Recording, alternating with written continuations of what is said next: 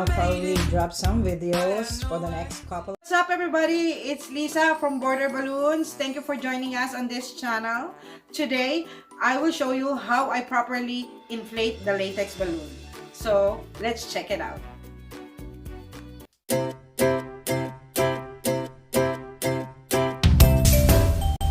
Take the balloons with both hands and put the neck in the nozzle tip. Just keep eye on the neck of the balloons. While inflating, make sure it's nice and continuous curve. If the tip meets,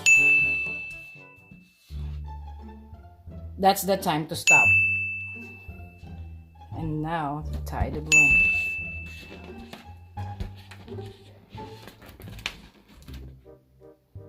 This is how we perfectly inflate the balloons.